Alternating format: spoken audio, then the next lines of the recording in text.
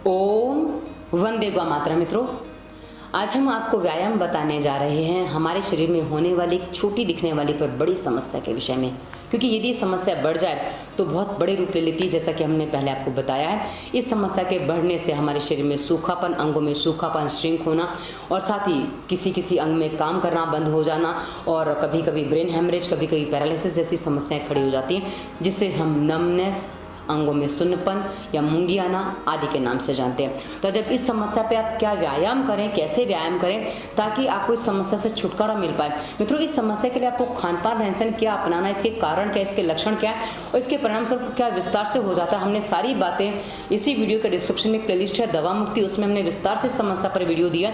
तो उस वीडियो के साथ यदि इस वीडियो को आप देख के पूरा पालन करेंगे ना, तो आपको इस समस्या से जड़ मूल से छुटकारा मिल जाएगा और दोबारा आपको इस समस्या से दो चार नहीं होना पड़ेगा और आने वाले जीवन में बड़ी बड़ी तकलीफों से आप अपने आप को बचा पाएंगे। क्योंकि कई बार क्या होता है, हम तकलीफों के बाद संभल पाते हैं, हम पहले संभल जाएं तो बेटर होता है। तो चलिए आज हम आपको बताते हैं कि नमनेस यदि बॉडी में होती है, सुन्नपन आता है, तो आप उसमें व्यायाम क्या क्या करें। तो चलिए व्यायाम के रूप में मैं आपको बताती हूँ। सबसे पहले मित्रों, जिनके बॉडी में अंग हिल नहीं पा रहे हैं, मतलब बहुत ज्यादा सुन्नपन आता है, बिस्तर पे आ गए हैं, कुछ ऐसी स्थितियां भी बन गई हैं, तो उनके लिए आप क्या करिए, आप ऐसी स्थिति में हैं, कुछ भी नहीं कर पा रहे हैं, तो आप एक आपके आसपास कोई भी व्यक्ति है, आपके पति पत्नी हो, आपके बच्चे हो, कोई भी हो, उनसे वो इस वीडियो को साथ में देखें। अभी जो करना है उनको ही करना है ताकि वो कर पाए।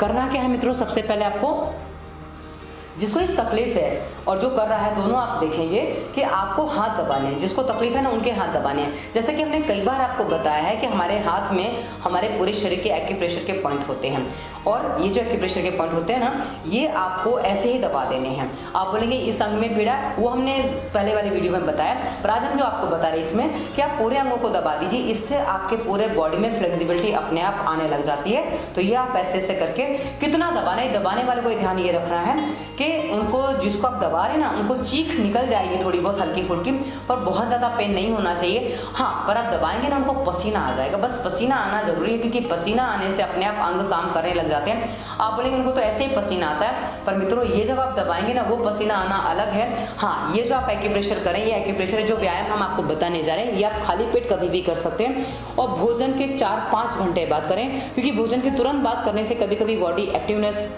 गड़बड़ हो जाती है, यानी कि पेट गड़बड़ हो जाता है। तो इसलिए कई बार किसी को वॉमिटिंग वगैरह के चांसेस हो जाते हैं, पेट पाचन शक्ति गड़बड़ हो जाती है, तो आप इसका ध्यान रखें। चलिए, तो हमें जो व्यायाम करना है उसके पहले हम आपको एक बात और बता दें।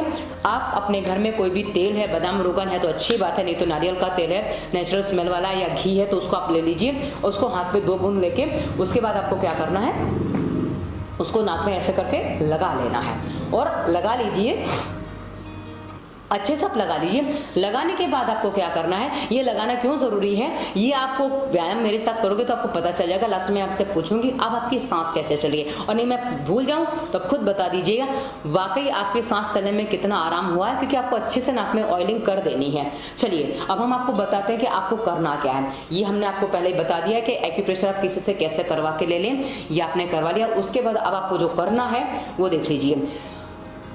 हाथ को सीधा किया, कंधे के सामने आपके हाथ सीधे किए आपने, उसके बाद उंगलियों को आपको ऐसे मोड़ना है, सीधा करना है, मोड़ना है, सीधा करना है। जिनके हाथ में मूंगी आती है, हाथ में नमनेस आती है, उंगलियां चटकाने की आदत है, आर्थराइटिस है, उंगलियां टेढ़ी मेढ़ी हैं, वो सब इस अभ्यास को कर सकते हैं। और उसके साथ इस अभ्यास को आप जब करेंगे ना, आपको बहुत ध्यान रखना है, 5 से 50 बार आप ये अभ्यास करेंगे। मित्रों, शुरुआत में जब आप अभ्यास करते हैं ना, उसमें आपको पीड़ाएं होती, तो शुरुआत 5-10 बार से करें। दिन में 5-10 बार कर लें अभ्यास, कोई दिक्कत नहीं है। जब देखें पेट हल्का है, कर सकते हैं, कोई दिक्कत नहीं आती है। पर हाँ, यदि आप इसके साथ प्राणायाम करेंगे ना, तो जो आपके अंगों में आपने हलन चलन नहीं दिया ना, उस वजह से आपकी बॉडी में स्टिफनेस बढ़ गई, क्योंकि स्टिफनेस इसका कारण होता है। तो स्टिफनेस के कारण जो आपको समस्या हो गई ना मित्रों, तो जब आप ये करेंगे ना, तो आपके बॉडी में जो हलन चलन होगी उससे आपको दर्द होता है, और ये दर्द यदि आप प्राणायाम कर लेते हैं तो आपको नहीं होगा। अगली प्लेलिस्ट आ गई, हमारी प्लेलिस्ट मिलेगी आपको संपूर्ण प्राणायाम की, उसमें हमने सारे प्राणायाम बताए, कैसे आप बिस्तर पर लेट के भी कर सकते हैं, हमने सब बताया। आप फॉलो करेंगे साथ में तो आपको पूरा लाभ मिलेगा। तो ये हमने आपको एक बता दिया। उसके बाद दूसरा अभ्यास इसी में, अंगूठा अंदर, मुट्ठी बंद पूरी, ठीक है, टाइट करके मुट्ठी बंद करिए, थोड़ी देर मुट्ठी बंद रखिए, कोई दिक्कत नहीं। उसके बाद खोलिए, फिर खोलना झटके से, ऐसा नहीं कि आराम से खोलो, नहीं, बंद करिए झटके से और खोलिए झटके से। और उसके बाद हाथों को ऐसा रखिए थोड़ा, उसके बाद वापस बंद, वापस ऐसे टाइट करके रखिए, खोलिए। उसके बाद ये आप अभ्यास करिए 5 से 50 बार। ये अभ्यास जब आप करेंगे ना आपको पसीना आने लगेगा। हाँ, पसीना आएगा, ये कंफर्म है मित्रों, क्योंकि आपके बॉडी में जो मूवमेंट होगी ना वो आपको पसीना ले आएगा। बिना पंखे भी आप रह सकते हैं, पंखे के साथ हल्का पंखा चलाएं यदि गर्मी है तो, और खाली पेट करने तो ज़्यादा अच्छा। उसके बाद अगला अभ्यास क्या है, नीचे पूरी आपको कलाई से मोड़ना। ये देखिए, कलाई से नीचे ऊपर, नीचे ऊपर। आप दोनों हाथ का साथ में कर पाए दोनों हाथ को करिए, और नहीं तो कभी कभी कुछ लोग नहीं कर पाते तो हम कहते हैं एक कलाई पकड़ लो दूसरी कलाई से कर लो, ऐसे ऐसे करके।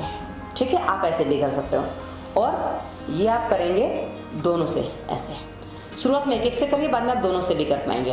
तो आप इस तरह से इस अभ्यास को करिए, ये बहुत अच्छा काम करता है। ये आपके हाथ, कंधे, सर्वाइकल और धीरे धीरे रीढ़ की हड्डी तक हम पहुंचेंगे।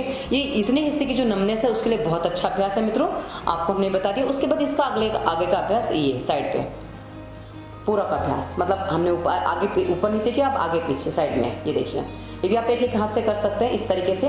आपको मेरी कलाई नहीं दिख हथेली नहीं दिख रही है, मुझे भी नहीं दिख रही है, आप समझ सकते हैं। ठीक है ना, आपको इसमें ऐसे ऐसे नहीं करना, ये अलग हो गया, ये अलग हो गया।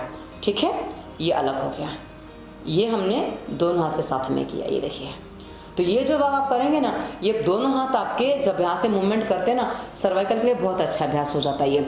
अच्छा, उसके बाद आपको आगे क्या करना है, ये दो हो गए। उसके बाद आपको आगे करना है ये तीसरा अभ्यास इसका, मतलब हम दो को जोड़ा पकड़ने, इसलिए हमने इसको तीसरा अभ्यास बताया है, वरना तो ये पांचवा अभ्यास हो गया। हमने जोड़ा पकड़ा है, उंगलियों का जोड़ा, फिर कलाई का जोड़ा, उसके बाद ये कोहनी का जोड़ा है। ये दूसरा अभ्यास कोहनी का 5 से 50 बार आप कर सकते हैं। और हाथ इसमें थोड़ा टाइट करके भी लाएंगे, थोड़ा टाइट करके भी ले जाएंगे, तो भी आपका अच्छा व्यायाम होता है। अब आप इसको कैसे कर पाते हैं, शुरुआत में तो आराम से करेंगे, नरम हाथ से करेंगे, फिर धीरे धीरे आप इसको हाथ टाइट भी कर सकते हैं, पर इतना ही करें जिससे आपको पेन बहुत ज़्यादा ना हो जाए, इतना आपको सावधानी रखनी है।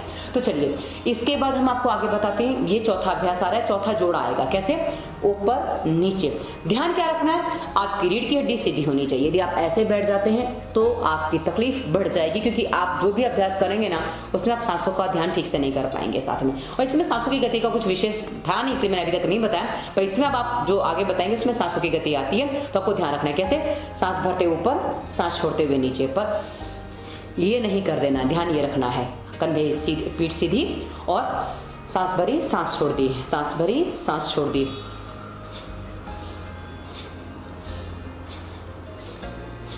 ठीक है, उसके बाद अगला अभ्यास जो आएगा, इसी में कंधे पे हाथ, कंधे पे आपकी जो हड्डी है ना उस पे आपकी सारी उंगलियां टच कर दीजिए। आगे टच, पीछे, नीचे नहीं जाना, पीछे, आगे टच, पीछे।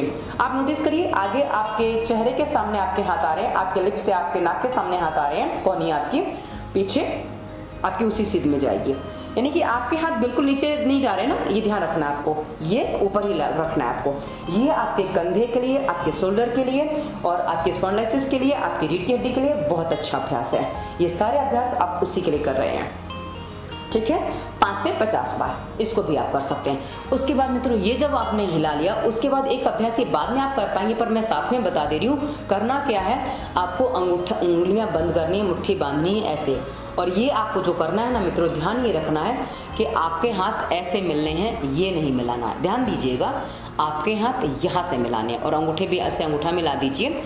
उसके बाद छाती से आपको हाथ लगाने हैं, और छाती से हाथ लगाने के बाद पीठ सीधी चाहिए। उसके बाद सांस भरते हुए हाथों को आके ले जाएंगे, और जितना हो सके उतना कोहनी को आपको सीधा करना है, ये खुलना नहीं चाहिए। ध्यान दीजिएगा, ये खुलना नहीं चाहिए, ये ऐसे रखना है, और जितना हो सके उतना हाथ सीधा कर दीजिए।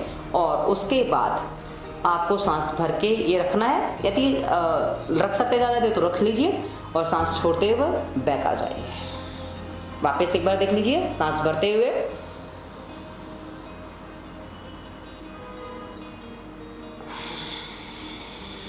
छोड़ते हुए बैक। ठीक है, यह अभ्यास आपको काफी अच्छा रहेगा। और हाँ, एक बात मैं बताना भूल गई हूँ, इस अभ्यास में आपको मैंने सांसों का क्रम नहीं बताया। छाती सिकुड़ गई है, सांस छूट जाएगी, छाती खुल रही है, सांस भर जाएगी। ध्यान ये रखना है, सांसों का क्रम होता है, सांसों का नियम होता है। जब आपका ये हिस्सा दबता है तो सांस छूट जाती है, ये हिस्सा फूलता है तो सांस भर जाती है। इसलिए छाती दबी तो सांस खाली, ये सांस भर गई। ये इसका सामान्य नियम होता है। हमेशा सांसों का नियम यही चलता है, यदि हम झुक रहे हैं तो सांस छोड़ के झुकेंगे, ऊपर उठ रहे हैं तो सांस भरते हुए उठेंगे, ये सामान्य नियम है। तो ये आपको सारी बातें समझ में आ गई हुई, ये व्यायाम भी आपको समझ में आ गया। बस ध्यान क्या रखना, यदि खुल जाएगा तो आपको लाभ नहीं देगा। भले शुरुआत में आप इतना ही कर पाए, कोई दिक्कत नहीं, चलेगा, पर हाँ पूरा करने के चक्कर में हाथ खोल ना दे, उसका लाभ नहीं मिलेगा, इसलिए मैं आपको बोल रही हूँ। तो ये हमने आपको हाथों के व्यायाम बता दिए। उसके बाद मित्रों आपको क्या करना है, पैरों के व्यायाम भी मैं आपको बता दूँ, क्योंकि पैरों के व्यायाम भी उतने ही जरूरी है, क्योंकि जिनको पैरों में नमनेस आती है बहुत खतरनाक होती है। प्राणायाम करने में बैठे हैं और बैठे बैठे दिक्कत आ जाती है, और जो जमीन पर नहीं बैठ पा रहे ना, वो कहीं भी ऊपर बैठ के भी कर सकते हैं, कोई दिक्कत नहीं है। चलिए अब आपको क्या करना है, पैरों के नमनेस के लिए पैरों को सबसे पहले नीचे ले जाना। कितना नीचे ले जाना है, जितना ले जा सकते हो उतना ले जाइए नीचे, जितना नीचे ले जाएंगे ना उतना अच्छा है। उसके बाद नीचे दबा के रखिए थोड़ी देर, उसके बाद आपको उठा देना है। अब यदि आप खुद नहीं कर पा रहे हैं, जो आपको कर रहे हैं वो करके भी दे सकते हैं। आपके पैरों को आगे ऐसे दबा सकते हैं, जितना दबा पाए आप, जितना बर्दाश्त कर पाए, और उसको दबाने के बाद आप ऊपर उठा दीजिए। ये उठाना कितना है, तो जमीन से आपके पैर उठ जाएंगे, आप देख सकते हैं। तो जमीन से पैर उठ जाने से इतना आप उठा देंगे और आपकी पीठ सीधी रहेगी। देखिए आपको ऐसे करके नहीं बैठ जाना, आपको हाथ टिका के बैठना है, ठीक है। आप ऐसे करके बैठ जाइए, ठीक है। नीचे ऊपर, ऊपर उठाने में आपका ये हिस्सा नहीं उठ रहा है, आपके खाली पंजे उठ रहे हैं, आपकी एड़ी उठ रही है, ठीक है। ये आपको ध्यान देना। ये आप 5 से 50 बार कर सकते हैं। उसमें थोड़ी देर आपको रुकना भी, ऐसे करके आप रुक जाइए, उसके बाद ऊपर लाइए। अब यदि आप कुर्सी पे बैठे तो कुर्सी पे बैठ के भी आप करेंगे, नीचे ऊपर कर पाएंगे, कोई दिक्कत नहीं आएगी। उसके बाद मित्रों पैरों के नमनेस के लिए और हम आपको अभ्यास बता रहे हैं। आपको करना क्या है, पैरों को आपको ऐसे ये करके अंदर, ठीक है, अंदर कोशिश करनी है कि आपके पैर जमीन को टच हो जाए। मेरे नहीं हो रहे हैं, कुछ लोगों के हो जाते हैं, सबके नहीं हो पाते, पर आपका ये हिस्सा नहीं उठेगा। ऐसा नहीं कि पैर टच करने में, ये तो उठा के तो लग जाएगा, पर वो नहीं करना है। जमीन पे पैर रहने चाहिए, उसके बाद आपको टच करना है, उसके बाद बाहर वैसे ही टच करना है। बाहर टच करना आसान होता है, कोई दिक्कत नहीं होती ज़्यादा, पर अंदर टच करना मुश्किल होता है। ये जब आप करेंगे ना, ये आपके साइड में, आपके साइटिका नस को बहुत अच्छा रिलैक्स देते हैं। साइटिका वालों को ये अभ्यास जरूर करना चाहिए। साइटिका जिनको समस्या लग रही है उनको ये अभ्यास करेंगे तो बहुत अच्छा आराम मिलेगा, उनको पेन बहुत ज़्यादा होने वाला है। तो ये आप ये अभ्यास करिए, आपके पैरों की नमनेस को बहुत अच्छा काम करेगा। उसके बाद मित्रों आप एक काम और करेंगे, अपने हाथों से पैरों को पकड़िए, पकड़ में आ जाए तो, क्योंकि बहुत मुश्किल काम है आप लोगों के लिए। तो पकड़ में आ जाए ना, उसके बाद पैरों से हाथों से पैरों को पकड़ के थोड़ा ऐसे उठा दीजिए, इस तरीके से। ये आपके पैरों के, हाथों के रीढ़ की हड्डी को पूरा व्यायाम दे रहा है। ये आपको लग रहा है छोटा सा व्यायाम है, पर ये पूरा व्यायाम आपको देगा। और इसको हम पश्चिमोत्तानासन इस तरह कहते हैं। ये जब यही ना घुटने से लगा दी ना, ये जब आप ये अभ्यास करेंगे ना मित्रों, यह अभ्यास आपके पूरे बॉडी को फ्लेक्सिबिलिटी देता है। यानी कि फ्लेक्सिबिलिटी जब बॉडी में ना होना तब ये समस्या होती है, इसलिए हमें बॉडी को फ्लेक्सिबल बनाना होता है। तो ये अभ्यास जो है आपके पूरे बॉडी को फ्लेक्सिबल बनाएगा। अब आपका पकड़ में नहीं आ रहा है तो कोई बात नहीं, धीरे धीरे अभ्यास करिए। और शुरुआत एक पैर से भी कर सकते हैं। एक पैर की नाक लगाइए इस तरीके से, ठीक है, एक पैर के घुटने को नाक लगाइए और ये इस तरीके से, ठीक है। फिर दोनों पैर की लगा लीजिए, कोई दिक्कत नहीं आएगी। धीरे धीरे कर पाएंगे तो हो जाएगा। समय लगेगा 2 महीने, 2 दिन, कितना, ये आप कितना निर्देशों का पालन करते हैं उस पर डिपेंड करता है। क्योंकि आप प्राणायाम कितना करते हैं, स्वास्थ्य नियम का पालन कितना करते हैं, डिस्क्रिप्शन में सारे वीडियो आपको मिलेंगे। और हमने पहले वीडियो में सारी बातें बता रखी है, हम इस वीडियो में रिपीट नहीं कर रहे हैं। तो चलिए ये आपने कर लिया है। उसके बाद मित्रों हमारी कई बार इम्यून सिस्टम जो कमजोर होता है ना, उसको कैसे मजबूत बनाएं, ये जो हमने अभ्यास किया है ना, उसका पूरा का अभ्यास भी होता है वो।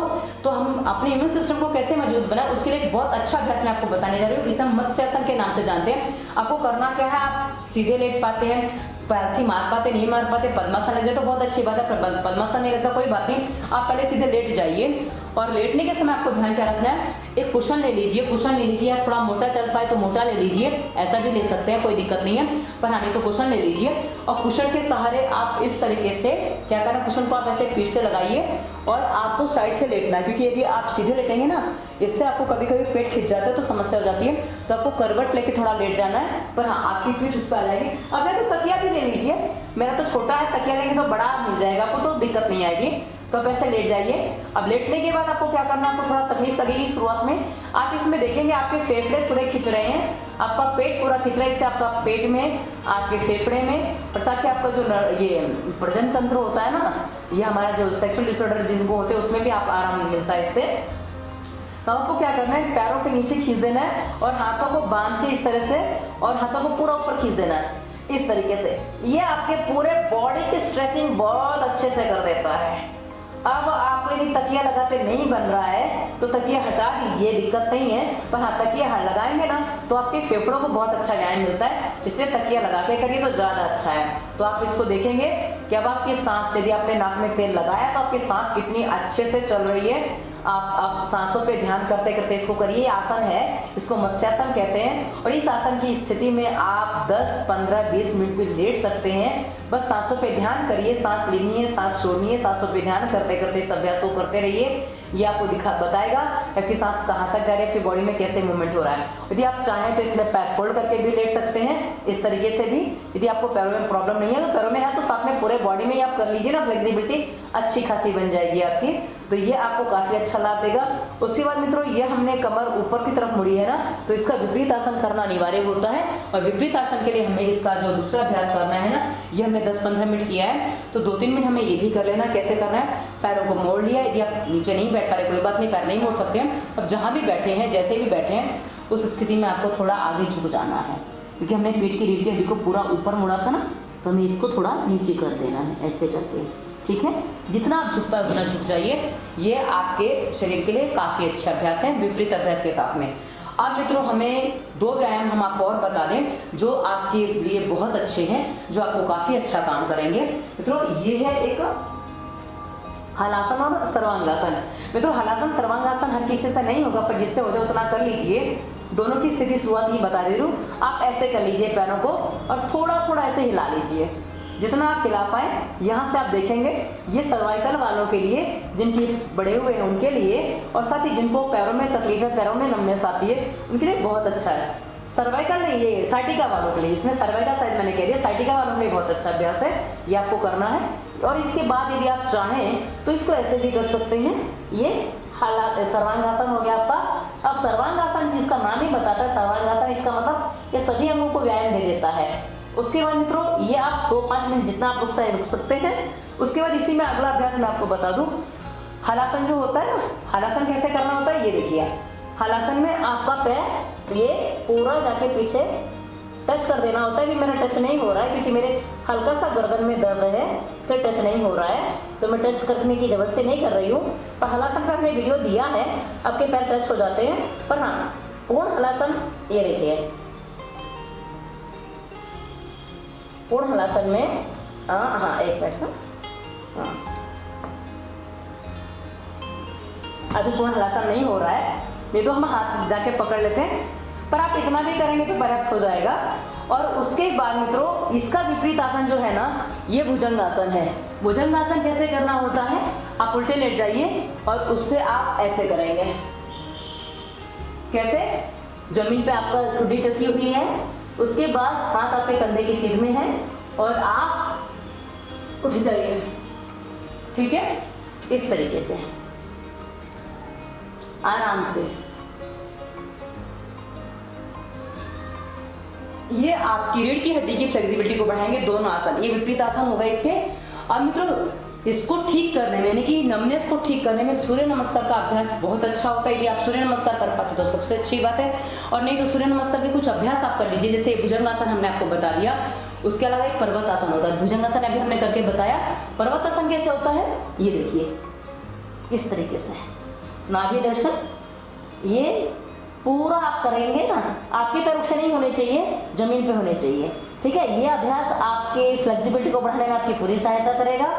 उसके बाद मित्रों, एक मुद्रा और होती है जिसको अश्वारोही मुद्रा कह देते हैं। ये देखिए, इस तरीके से, इसमें क्या, पूरा पीठ आपकी गोल है, एक पैर सीधा है, एक पैर मुड़ा हुआ है। वैसे ही इसको दूसरी तरफ से किया जाता है, इस तरीके से। आप यदि पूरा सूर्य नमस्कार नहीं कर पा रहे, इस अभ्यास को कर लीजिए, काफी अच्छा है। और सूर्य नमस्कार पे वीडियो हमारी प्लेलिस्ट आसन में आपको मिल जाएगा, आप उसको देख के कर सकते हैं। पर हाँ, अभी आपकी स्थिति सूर्य नमस्कार करने जैसी नहीं है, इसलिए मैं आपको आगे नहीं बता रही हूँ, पर हमने आपको कुछ अभ्यास उसके बता दिए ताकि आपको उसका लाभ मिल सके। तो मित्रों, हमने ये अपनी तरफ से आपको पूरे व्यायाम बताए हैं और उसके बाद आपको प्राणायाम क्या क्या करने हैं। आपके बॉडी में सबसे पहले देखिए, यदि गर्मी बढ़ी हुई है तो आपको कपालभाति, बाह्य प्राणायाम, अग्निसार नहीं करनी है, बॉडी में हीट ज्यादा है तो। बाकी आप कर सकते हैं। आपको सारे प्राणायाम करने हैं। आपको करना है भस्त्रिका, अनुलोम विलोम, भ्रामरी, उद्गीत, उज्जयी, सारे प्राणायाम करने हैं। उसके बाद प्राणायाम का ध्यान भी करना है। डिस्क्रिप्शन में हमने संपूर्ण प्राणायाम प्लेलिस्ट में पूरे वीडियो दिए हैं प्राणायाम पर। और कृपा करके दवा मुक्ति प्लेलिस्ट का वीडियो जरूर देखिएगा ताकि आपको पूरा मार्गदर्शन ठीक से मिल सके और आप पूरा अपनी समस्या से बाहर आ सके। वीडियो कैसा लगा विषय बताइएगा। डिस्क्रिप्शन में इंस्टाग्राम, फेसबुक, ट्विटर का लिंक भी है, हमारा नंबर भी मिल जाएगा, हमसे कहीं भी प्रश्न कर सकते हैं। धन्यवाद। वंदे मातरम।